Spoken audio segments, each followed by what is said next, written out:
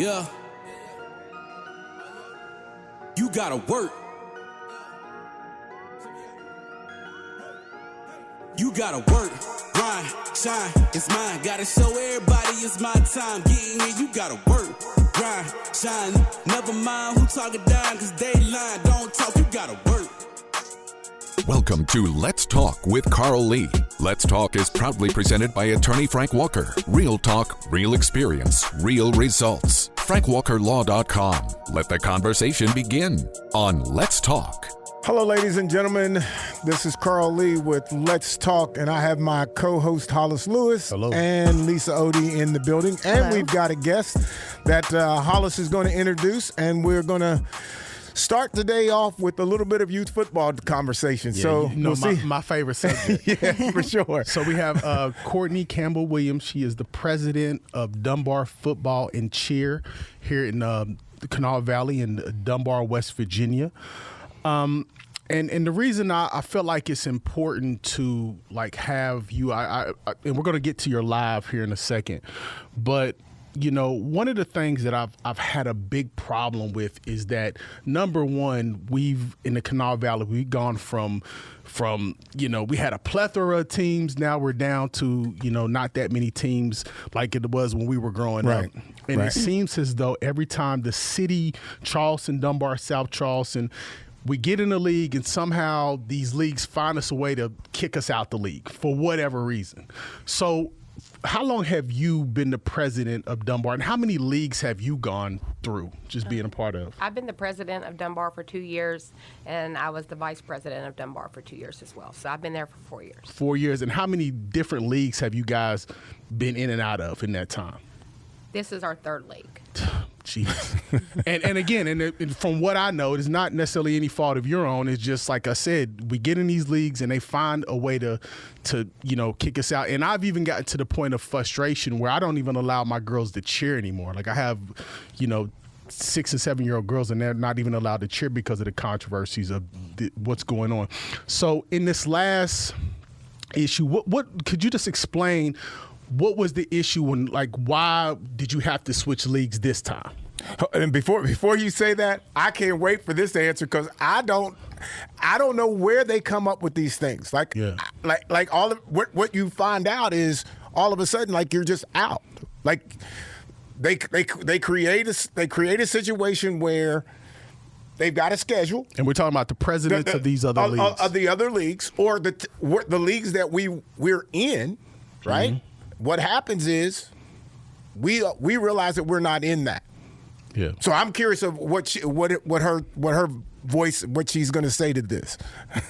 So I just want to clarify: the Dunbar Bullpups have never been kicked out of any league or franchise in the area. The reason why we were out of the last league was based upon a promise that wasn't kept, and I made the decision to remove my team from that league. So we were in the Tri-State League.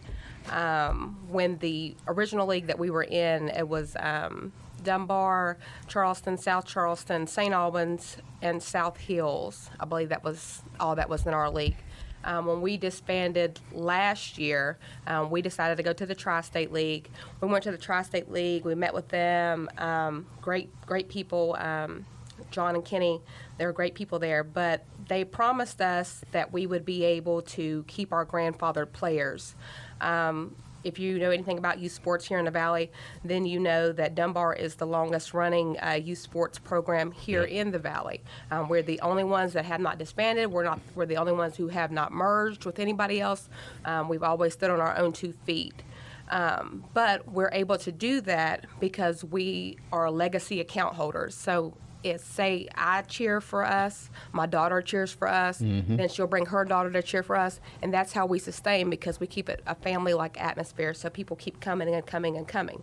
But with us also being so stable and being such a long-running organization, other people from other teams have come to us too over the years, from other schools that aren't technically ours. They have come to us too over the years to play for us just because we had that stability. And when we went to the Tri-State last year, we was able to win the silver bracket turf ball. They have a silver bracket and a gold bracket. We won the silver bracket championship. We won the cheer championship. We won the Spirit Award, all with these different players from different teams.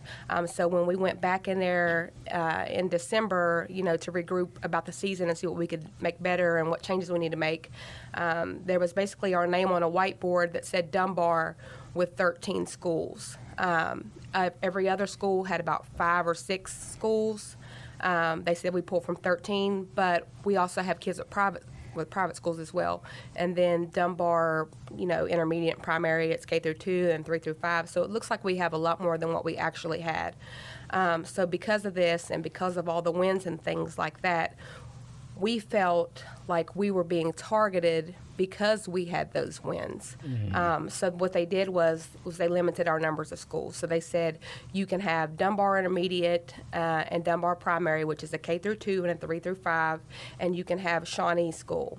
And I'm like, Shawnee School hasn't been open for years. It does not exist. They're like, well, it's still on the Kanawha County website. I'm like, well, you can drive over there if you want to. You're not going to see anybody in the parking lot. It does not exist. So I can't pull from some place that does not exist. So they gave me Bridgeview and 2 other schools. But that would have still meant that I would have had to say goodbye to 37 players that have played for me over the years. I have people who have played for me since D team and now they're on A team, and I would have had to tell them goodbye. And I run a kids league. And just to be clear, the 13 schools that were making up where your players are from, it's not as though you were recruiting those kids. Never. Those kids were coming in because, for example, I played at Kanawha City Coats, I played at Western Generals. Those teams don't exist no more. And I know particularly what happened with Western Generals is that when that organization disbanded, a lot of those coaches and kids went to Dunbar, hence what you said about stability. So in switching, going to now a new league, how does that hurt? How does that affect you moving forward? Well, it's been a great thing. So due to the conditioning and things like that, so initially I did have to tell my kids, they're not going to let me keep my grandfather kids, but in order to keep my program, I'm just going to have to let you go. And I sat on it for about 2 weeks, and I said I cannot do that to them. I literally had kids making those little kids' Facebooks, and they were messaging me like, hey, Miss Courtney, when is cheer practice start? I'm like, I can't do this to them. So I went back, I tried to contact the Tri-State. I called an emergency meeting. I tried to regroup. I tried to let them know, what was going on. And they just didn't want to hear it. I have a question for you, Courtney, and I'm sorry you're going through this. I know it must be tough on the kids and on you as well. But so changing leagues, that you had to do that in order to keep all of your kids together, which is understandable. What if, Courtney, they would have come to you and said, okay, we'll let you keep these grandfathered kids in, but once those kids run through your league, you still have to draw from these schools that we've assigned. Would that be a possibility for you guys? So that's what I was actually hoping that they would have countered me for. Uh-huh. I wish that would have been the counter offer. It's easier for me to say, hey, I've had these kids forever. I can keep them, and I will keep the boundaries of the new kids coming in. Right. And I will try to monitor that and limit that. Just let me keep these kids, and that's what I honestly thought they was going to let me do, but they just didn't make me that offer. It just wasn't on the table at all. Yeah. Uh-huh. Okay, so let me ask this question. When the folks that you're talking about the leadership of the leagues, right? Yes. Which typically are the presidents of each one of those leagues. Yeah, it's the board of presidents, 14. Yes. So for us, I know that to my knowledge, and you can correct me if I'm wrong here, I don't think that we have, like when you guys were in a separate league, that conversation with the league that we were in together, the conversation that you all had, we had no idea because we got stuck. We weren't aware of the last 2 leagues that have taken place. We had no idea that was even happening. We looked up when somebody posted here's this new league. Here's the new Kanawha County League. We were not in it. You all were not in it. St. Albans was not in it. I think GW was, or South Hills was not in it. Just the Appalachian League? Yes. So we did apply to the Appalachian League last year before we applied to the Tri-State League. But just to be honest, they basically told me the only way that they would accept my program into their program was if I let go of our boys coordinator at the time, which was Sean Tom Forte, Right. Coach Cuddy. Yep. And if you know anything about Dunbar football, there's no Dunbar football without Coach Cuddy. 100%. And I was not willing to make that adjustment to appease them. Why would that be a demand, do you think? I think it's a demand because he is such a large presence, but it's because he's a good person, and sometimes he's very vocal about his past and what he's done to better himself throughout. So they made it seem as though it may have been like a background fault of his. Okay. But to our knowledge, Dunbar football knowledge, the incident that they're referring to was 32 years old. Mm-hmm. So that's just an excuse to me. Okay. I agree. They 100%. They couldn't give me any other reason as to why they did not want to let us in.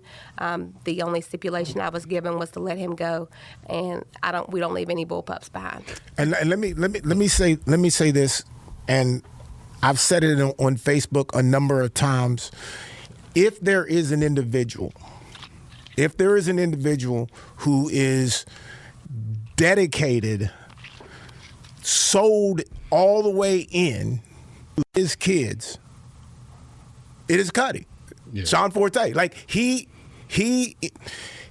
will fight you over his kids. Yeah. And he don't have to have no relationship with it. He's he's passionate about the game, the calls, all of that. You can't look at that person and say you need him to go. What you should be doing is, how do I get a guy like that? Yeah. That's me. That's the issue. Is there some type of in their league that's there's no type of rule.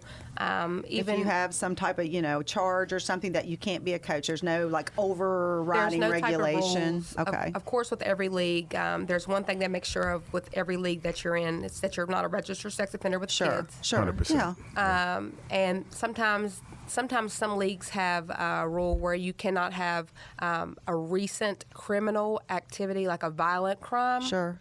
But to my knowledge, that's not his background either. And it was a long, so it was just an excuse. Yeah, to me, the background part of this for him makes no sense. Like he's been coaching already for who knows how long. So where now does this all of a sudden show up? Right. Why would this show up if he's been around these kids? He's been the positive impact on these particular kids the entire time he's been there. Right. Now you're going to hold him accountable for something from his past to keep him from touching those kids? Well, I think it's a community thing. I think when you go from community to community, we have different understanding of certain things. But the question I want to ask is that, just moving forward from a sort of a holistic bird's eye view perspective, just on youth sports, particularly here in the Valley, what would you just like to see done, like in your perfect world? Like what would your perfect world look like as far as kids competing in football, cheer, and whatever else? Like how would a league be made up? Let's see, my perfect world.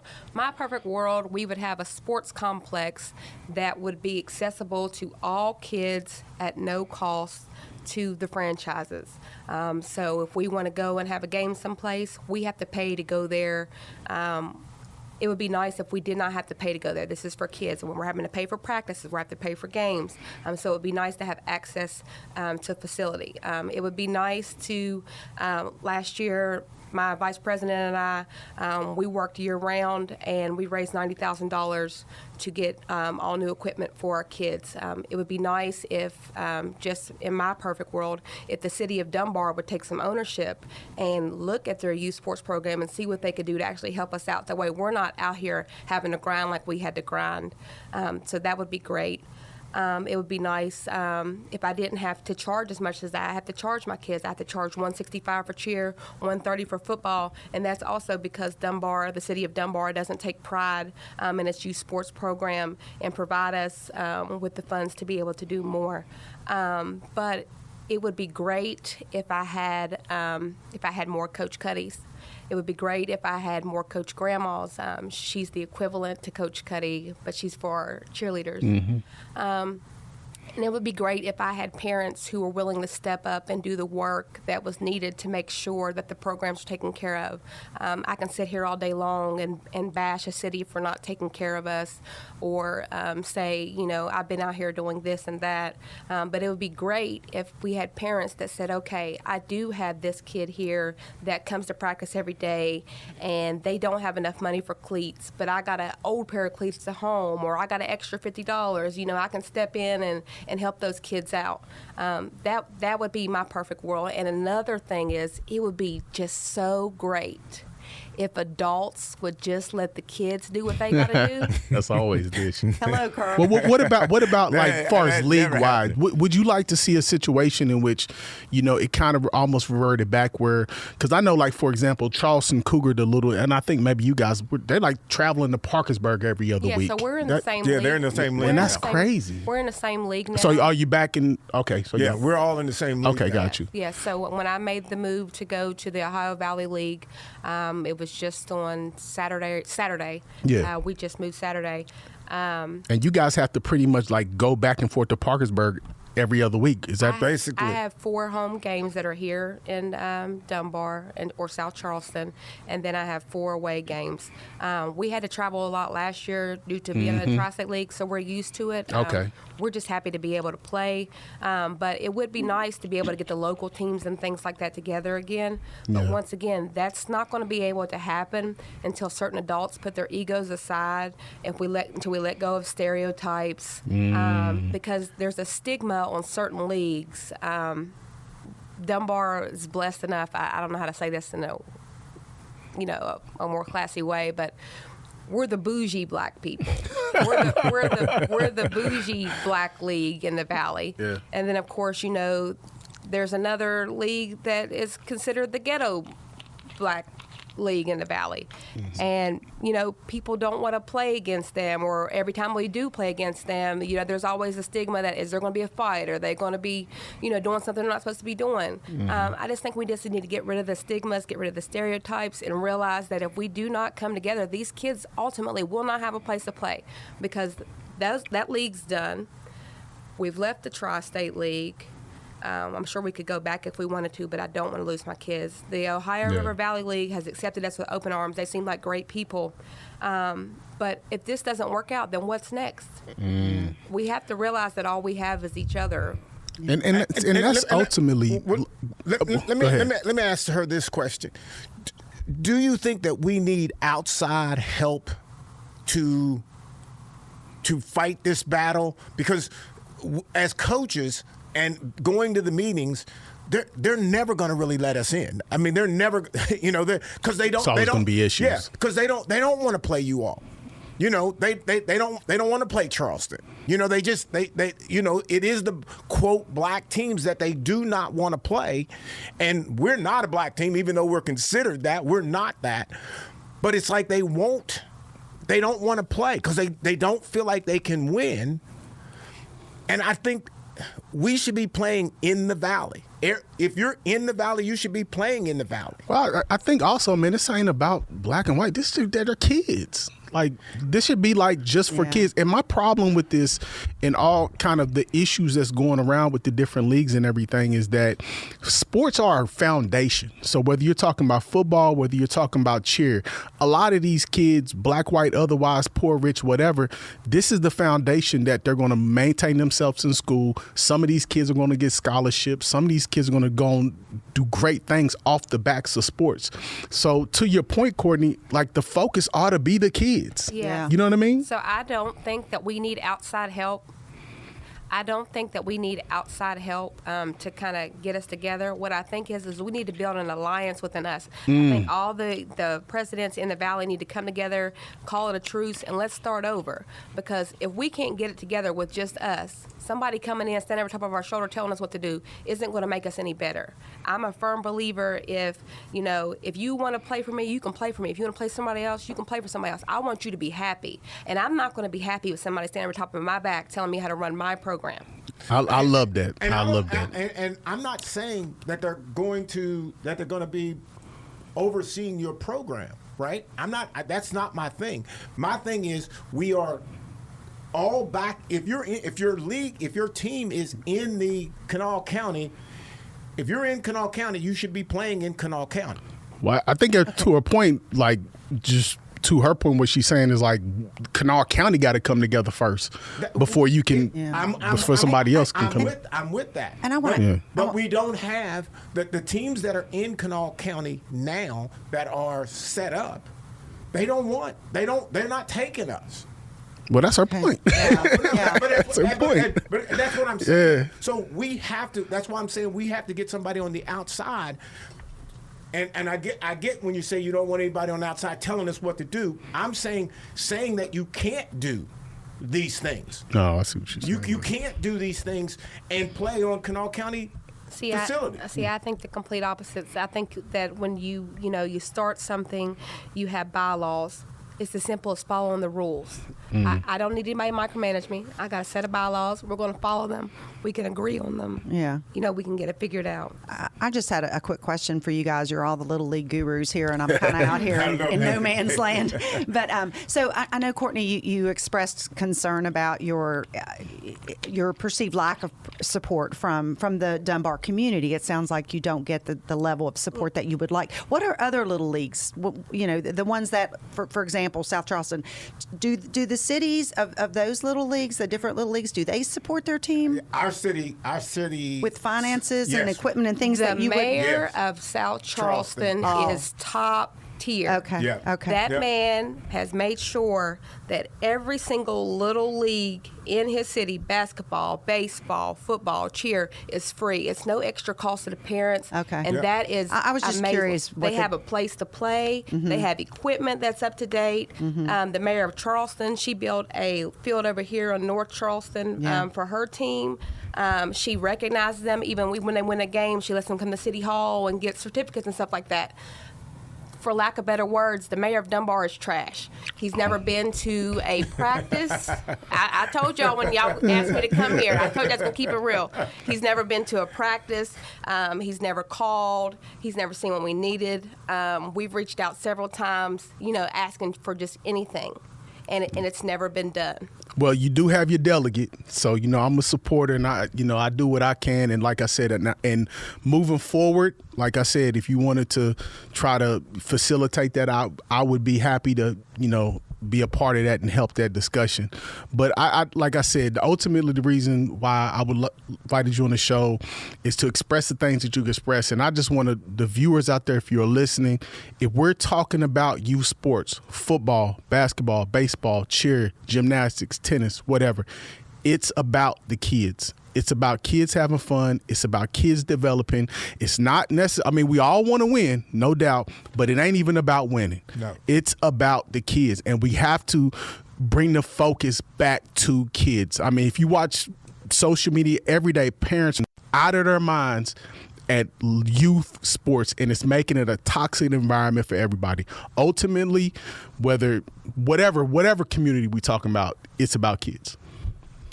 I can't even, there's nothing I can say that would go against anything that you're saying. It's just the fact that I don't understand why we are not focused on it. Where are you looking? Like, well, where are I don't know. looking?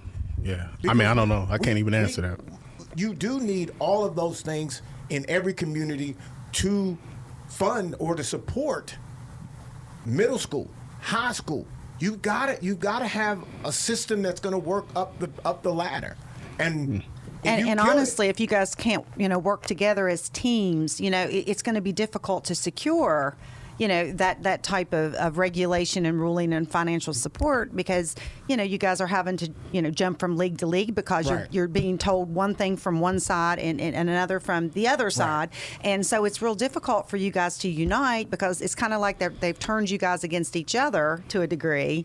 Because of the rules and regulations. And so until you guys can band together as a unit, it's going to be hard, I would think. Do you agree, Courtney? I mean, it sounds to me that's what's going on. It absolutely is that way. Yeah. And that's why the last week that we were all in with Dunbar, South Charleston, GW, and St. Albans disbanded was just because we did not come together internally.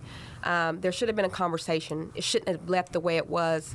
Unfortunately, the president of the league at that time didn't feel like it was something that he needed to disclose. But that definitely should have been a conversation. They should have come to the table and been like, hey, if we don't get it together, this league is going to be done. Right. And you guys are going to have to travel and do all this other stuff. And I guarantee you, if they would have known what the alternative was going to be out here, they would have got it together. So, and again, so we want to leave on a positive note. So when does Dunbar start first games? What are you looking forward this season? The Gritterama is August the 9th, and it is at Herbert Hoover High School. And I believe our first game is the 17th. Not October. August the 9th. Is Grid. It's at Herbert Hoover High School, and then our first game is August the 17th. And when is first cheer competition? We ain't gonna leave the girls out. Allegedly, it is September the 20th. All right. Well, thank you, Courtney. We appreciate you coming on, and like I said, hopefully we can get this together. Yep. Thank you. Thank you, Courtney. Switching conversation here. Yeah, going from U Sports to the NFL. And so, Hollis, you've got this. All right. So there was a story that recently came out about NFL players hawking their Super Bowl tickets. So I guess NFL players around the league, or maybe with the teams, you get a certain amount of tickets to the Super Bowl, and the players were selling the tickets above market value. So it was about 100 players and coaches, because they led the article with players, but once you read the article, it's players and coaches were selling their tickets above face value. The NFL found out, so it was I think 100 players from about 15, 20 teams, something to that effect. And so the players specifically, they were offered either you can get a fine, which I think is like 1.5 times the value of the ticket or something, or what you sold it for. Or if you don't get a fine, you will forfeit your Super Bowl tickets for the next 2 Super Bowls. So I'm sure you've been in this situation where you had, I ain't saying you sold tickets, but where you were allotted tickets. So he was on the street corner. Yeah, I remember seeing him. So what happened? So for the folks who don't know, like, how we decide on topics or whatever, we're texting back and forth and all of that, and then I look up and Hollis sends this text about Lisa sends it. I did about it was on Good Morning America. Yeah. It just kind of was like, whoa, okay, this is something here. We need to talk about it. Yeah. So I'm like, I laughed when she was talking about let's talk about it, because at the end of the day, okay, this is how I see it, and let me first admit. Oh no! The statute of limitation have ran. I am going to admit. He's self-reporting, Hollis. All of the Super Bowls that I got tickets for, if I didn't go to the Super Bowl, which I might have gone to maybe 2 or 3, maybe, I sold the rest of them. Oh, okay. Now, did you sell them for market value, or you were whatever it was going for? Did you turn a profit? Well, I'll say it like that. Yeah, that's a better way to put it. If I sell my SUV today, It's got a bunch of miles on it, right? So I can't get market value out of it. Your SUV and Super Bowl tickets ain't the same. You might be able to buy SUV selling these Super Bowl tickets. Yeah. So my point was, my point was that the fact that I realized that my SUV can't be market value. You give me some up-to-date Super Bowl tickets, I do realize that they're going to be above the cost that's on the ticket. Okay. And so in most cases, guys on the team would buy your ticket. Some would be going. Some might be. I don't know what they. No. So you're saying guys that's playing in the game, in the Super Bowl? The guy, your teammates. My teammates. Oh, your teammates. Okay, gotcha. Some teammates may buy them. What they do with them, I don't know.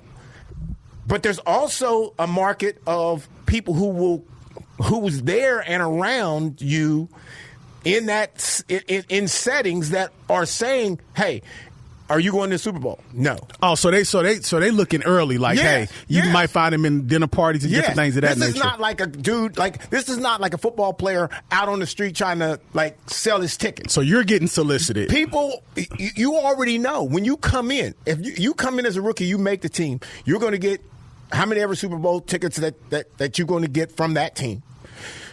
The very first thing you're going to see is veteran players either buying or selling tickets. This is it's crazy because you're trying to, because what it sounds like, the way it's coming across is this crazy. They're out there peddling. That's what the article read like. No, it is. That's the way I read it. Yeah, that's the way I read it. Yeah. I'm not saying guys are not doing that. I can't say what they're doing now. I'm saying before, I would sell my tickets to you. And yeah, I'm not gonna. If the ticket was $10, you're probably gonna pay me $20. I got it. Okay, but was that rule in place? The rule that they got these guys with today, was that in place back then? That they had certain regulations for the tickets? From the article, it looks like this was part of the CBA. So I don't know if this was like old CBA or current CBA. So they stated it's part of the CBA that you can't sell your tickets. I would say this, and I'll add just in thought process, if that was something that was so bad, wouldn't management tell you can't sell your tickets? Don't. But it's part of the CBA, so I'm guessing players know you can't sell your ticket, or it's written somewhere, fine print. But I'm just saying, it was an easy thing for us. Like, it was automatic. Like, you already knew. Like, I already know. The week, your last game, whenever you get your Super Bowl tickets, the very first thing that you're going to hear about is, who do you want to buy my tickets? Well, let me ask you this. I'm going to open a Pandora's box here because this just crossed my mind. So when you get these tickets, yearly tickets for the Super Bowl, right? Mm-hmm. Are you assigned a certain seat, a certain section?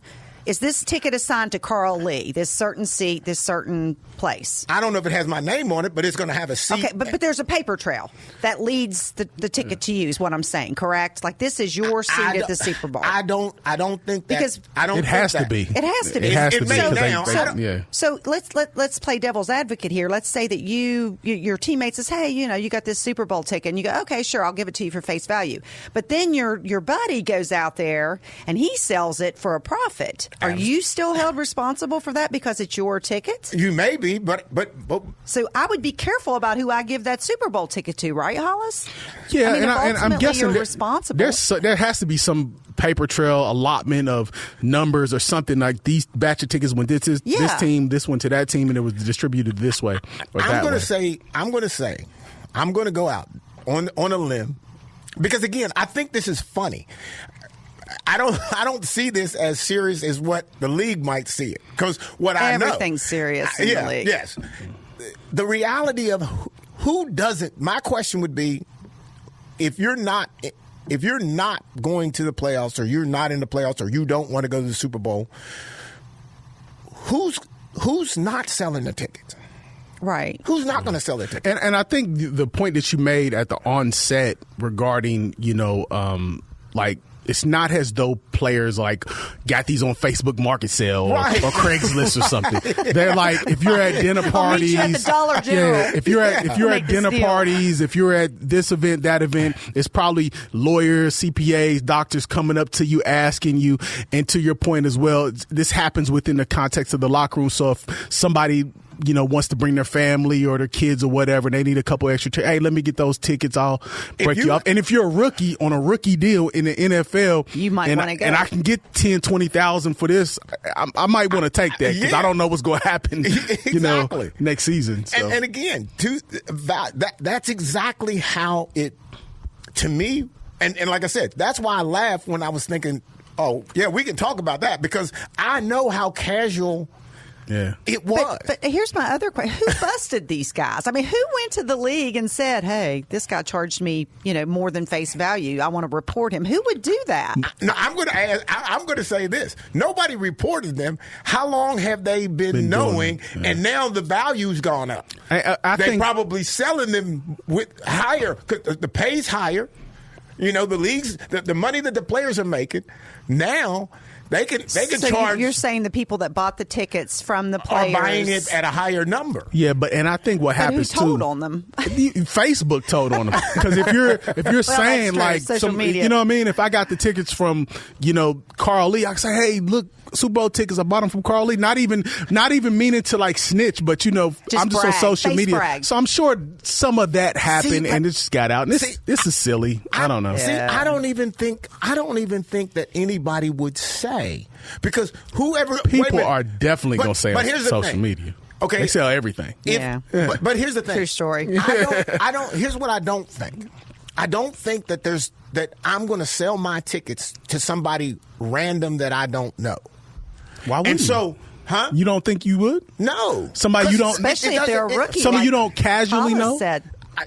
Somebody that doesn't have any money in their contract, no guaranteed money. See, for me, what I remember, and again, it could be totally different now, but what I remember was my tickets are gone before I even walk out the door. You know what I'm saying? Because it's happening in the locker room. Yeah. Now what they got now, and the dude who's going to take those tickets, I know for a fact that those tickets have some kind of marking on it to confirm that it was a player's ticket, right? I'm going to assume that. And at no given time was this an issue. Right. Again, but now it is. Well, you know what? I think the reason it is now is because I think the money that they're asking for now is much, much higher. If I sold my tickets for, I think you got 4 tickets. So each player in the league gets 4 tickets? I think it was 4 tickets, I think. So let's assume I got 4, okay? That's the whole stadium. And like 12. Ain't that many. And Hollis is on the team, and Hollis is like, hey, bro, you going to the Super Bowl? No, I'm not going. Can I buy your tickets? Yeah. So let's just say, let's just use a random number. Let's just say the tickets were $75 a shot, or let's just say $100. So you're going to probably pay me $700 or $800. Yeah. And I'm going to take the $700 or $800, give you the tickets, and bro, we happy. Everybody happy. I don't know. I don't think it's, like I said, I don't think it's a big deal. And I don't think the league think it's a big deal. And I would really like, just as another point, I think when you talk about Super Bowls, World Series, and I understand everybody wants to go, but I would really like to see these leagues make a effort to make these events more family affordable. I think to have tickets upwards, they said some tickets in Super Bowl cost $10,000 to $15,000, $20,000. Yeah. That's ridiculous, man. So I don't consider this a big deal. So. And so I'm gonna fall into the gambling situation. Yeah. Okay. You've got teams or players that are now getting caught and proven that they are. Are you referring to Major League Baseball? Baseball, football, well, that's true. any sport, really. The most recent incidents, that was Major League Baseball, correct? Yes. Just this past week. Yes. Yeah. Now, when you start to think about, like the NFL tells you that you cannot gamble, you cannot bet. How many commercials are about betting? Gambling. But here, you're making money off of the. You're making money on the gamblers, gambling, selling all of this. All these are your commercials, and you're going to tell me I can't go.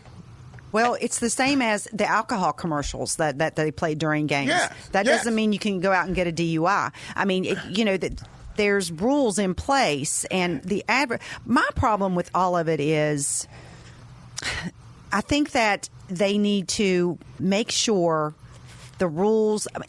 There's obviously a problem with gambling. I mean, I think now that it's become more commonplace for the average person to be able to go out and you pick your phone up and you can gamble. You don't have to go to the casino. Right. That's the problem. It's too accessible. It's too easy, and it's these players are just sucked in by these easy bets they can get on DraftKings or whatever, or have their buddy do it. But if you here's the thing: if you catch a guy who is, he's helping himself through the gambling situation. He knows what the spread is. He knows all this, and has a way to try to do that, which I don't think is possible. Well, I think it's proven that it's not possible. It's not possible because if everybody on the whole team has to know, because somebody's trying to play, so somebody's trying to play to win. Somebody's not trying to get a spread. So I don't even see how that's even an issue. So if I'm betting on my team, I'm not saying it's okay. We win. I make money. Okay.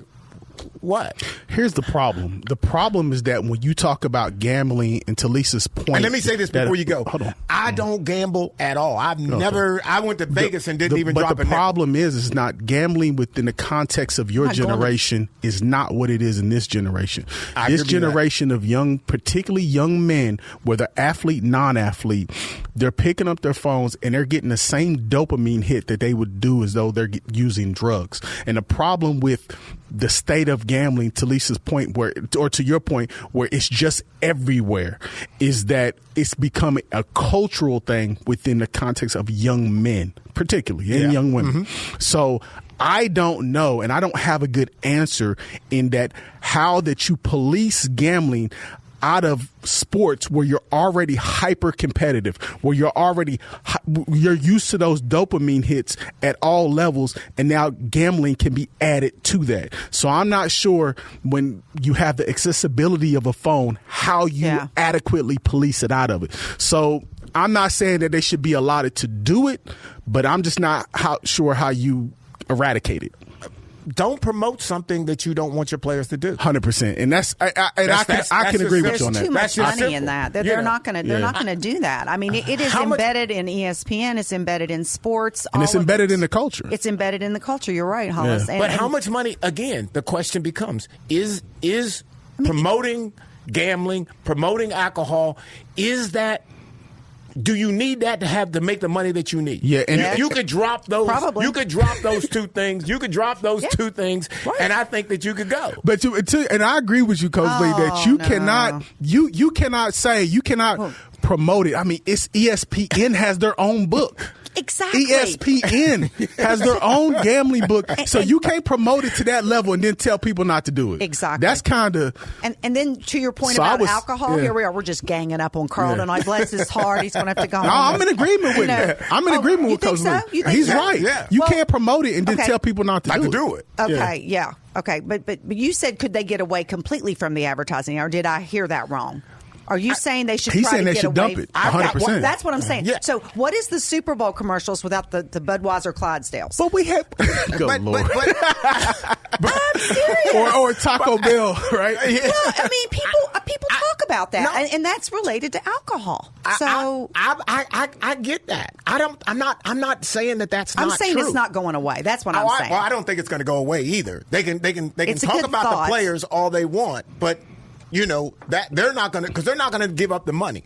Right. The organizations, the professional organizations in sports care about them. The players are secondary. And every time that there's an opportunity for players to do something, let's just, again, if I'm gambling and you thinking I'm making money, how dare me do that when I'm going to shoot every other commercial, alcohol, and all that kind of thing. I agree with you on that, man. And if you have a gambling problem, call 1-800-GAMBLER.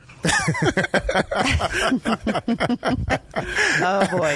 Well, we're gonna have to bring this back up because we're gonna have to come back. I'm to over this here again. by myself in my own little island, and I like it that way. It's okay, guys. All right, well, ladies and gentlemen, we will take a quick break and we'll be right back. Let's Talk with Carl Lee is presented by attorney Frank Walker. Real talk, real experience, real results. FrankWalkerLaw.com.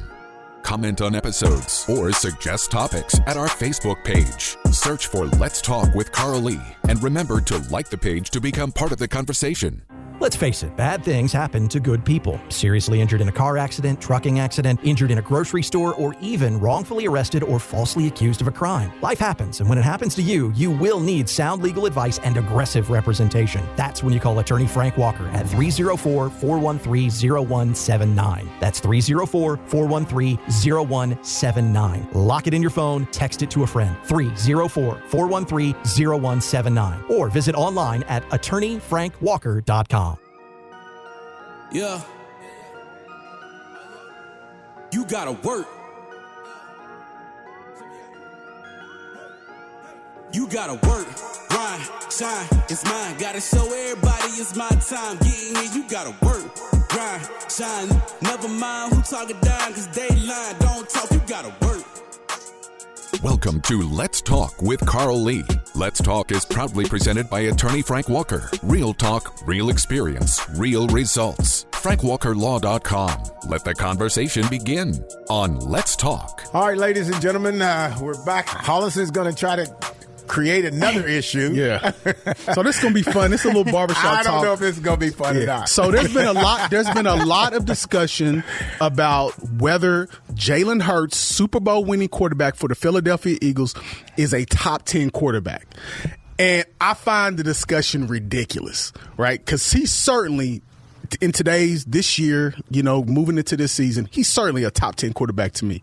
So I want you guys' opinion, and these are the quarterbacks that kind of people are considering. Of course, you got Lamar Jackson, you got Patrick Mahomes, Josh Allen, Jalen Daniels, you got Joe Burrow, Baker Mayfield, Justin Herbert, Dak Prescott, Jared Goff, Jordan Love. So within those, do we feel like, and I would say Jalen Hurts is a top 3 quarterback within those. So what do you guys think? I don't know how you don't, you got to look at Super Bowls. You got to get there. You got to win them. He's done that. Patrick, I know, but I'm just saying, I get that. I'm just saying, to me, I'm a Patrick Mahomes. Well, he's number one. He's off the list, so we don't need to discuss him.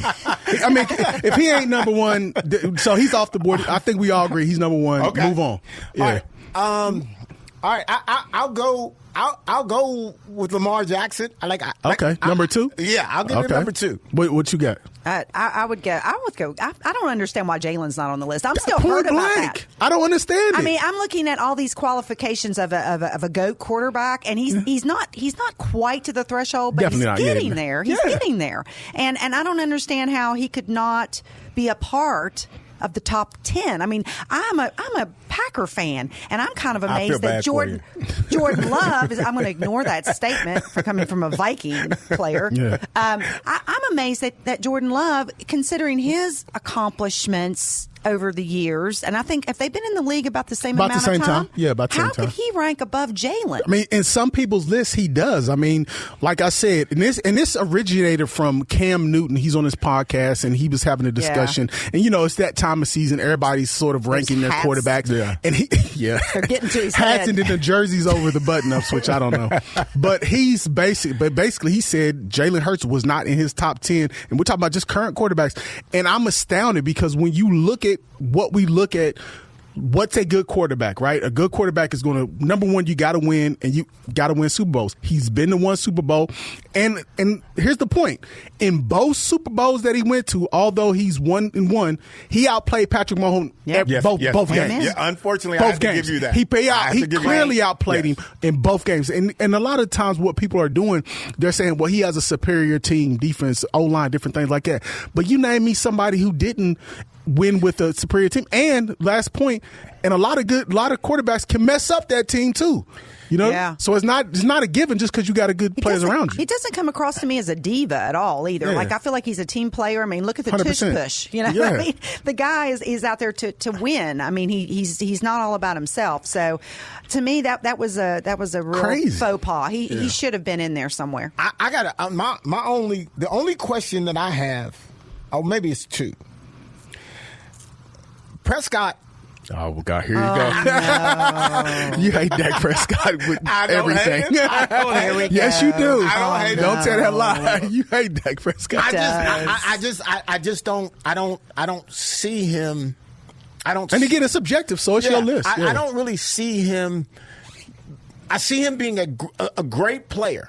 What I don't see is I don't see him being a great leader.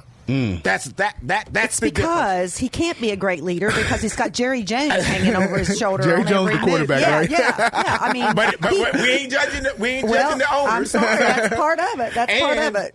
I'm gonna Baker Mayfield.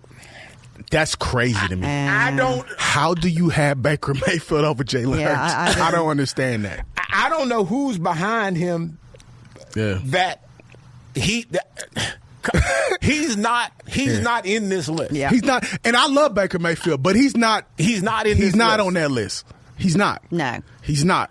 And I don't know how you. And so let me ask you He's this: not even a dual threat type of quarterback. No, he can move a little bit. I like Baker Mayfield. He can move, but he's not going to win you the big one. But He's going to throw you some picks. So here's what you got to learn. Okay, yeah. I'm getting ready to teach you something. All right, okay? go ahead. You've been teaching me for a long time. I'm trying to anyway. In today's game, when you have to say, okay, but he can kind of do something else. Okay, and that's not enough. But he ain't in the list. Okay, but let me ask you this. Let me ask you this: is Joe Burrow, should he be considered top 5? We could say he's top 10, but because he's missed the playoff, I think the last 2 years, he put up amazing stats. But what somebody pointed out was that those stats were good because a lot of time was spent coming back. So you have to pass in order to try to catch up. So is he? And he made the Super Bowl 1 year. So is he on this list? Again, my question will go in a different. See, that's what he do. Avenue. He take a question and just he answers his own question. You should be a politician. I want to figure out again. I'm looking at when I'm thinking quarterback. I'm the guy sitting on the sideline because I'm on defense now. So when I'm watching my quarterback, he's got to be the leader. Like he's got to be a dude who is like yelling and screaming and telling dudes what to do, and they gonna do it. I don't like. You don't see Joe Burrow doing that? I don't know. I like Joe Cool. Yeah, I like him too. I don't have anything against him. I just think he plays. I'm looking at a list of guys who I think are super talented. Yeah, great quarterbacks, dual threats. But I don't know. Is there anybody really like on this list when I'm go back to Patrick Mahomes, who I think is a true straight up leader. But I think you got leaders on here, but I don't think you can mistake leadership for talent. I think Patrick Mahomes is a once-in-a-generation talent. I'll give you that, too. I'll give you that, too. Talent-wise, he's the best quarterback I've ever seen, talent-wise. I think the thing that hurts or separates like a Joe Burrow and Jalen Hurts is, unfortunately, Joe Burrow plays for a terrible franchise who makes terrible decisions consistently, where the Philadelphia Eagles, they are a much better ran franchise. So that's why, talent-wise, I would still have him on there. But I think he's, and this is just my prediction, I think eventually he'll have to get traded in order to really go to the next level because the Cincinnati Bengals are a terrible franchise. Yeah. To that conversation you just had, like, I'm going to go somebody's not on the list and somebody who I played with. Tommy Kramer, okay? Tommy Kramer had a major drinking issue and all of those kind of things. His skill set wasn't necessarily great throws. He was a good guy he can move around enough. But, bruh, a leader, when you start talking about, and I think when I think about quarterback, I'm thinking about, like, I think first thing comes to my mind is Tommy Kramer. Because you ain't getting away with anything. Like, he'll come cuss you out. face to face, and you ain't throwing no blows. Like, you ain't gonna be like, you ain't talking to me that way. Yes, he is. I think there's different leaders, though. I think that's just a leadership style. Well, but again, when I look at that and I say, okay, that leadership style has a place. Can put you over just skill set. I see what you're saying. You know what I'm saying? That makes sense. Skill set is great. I think you have to have both. I mean, you have to have a skill set and leadership skills. I mean, otherwise you're not going to be one of the great ones. Because I think Eli Manning, right? Yes. You know what I mean? Yeah. And you're looking at some of these guys who didn't have the athletic ability to run the ball, so they're not really, quote, a dual threat. But what they brought in the pocket, how they handled themselves, how they handled their team. That's the key. How does that quarterback handle his team? That's a good point. That's a good point. Let me ask you this then. If these are all active quarterbacks in the league, we talk correct? active quarterbacks. Okay. So where's Aaron Rodgers? Oh, he's not on that. Go. Stop it. All right, that's a good show. We thank you for listening. Lord. And that may be the last comment that the football queen made. Lord. I may have sealed my fate, guys. Sealed my fate. So, but before we go, give me your top five. Top five? Top five. Mahomes. Jackson.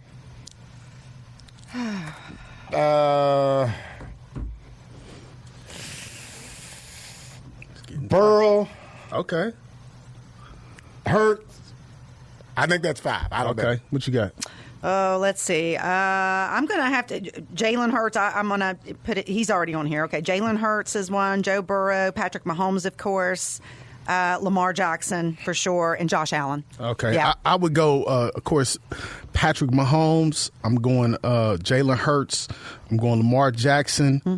I would go Josh Allen. Mm-hmm. And I would go Jaden Daniels. Okay. And you see, you can also throw C.J. Stroud on there. I mean, there's some arguments for that. Yeah.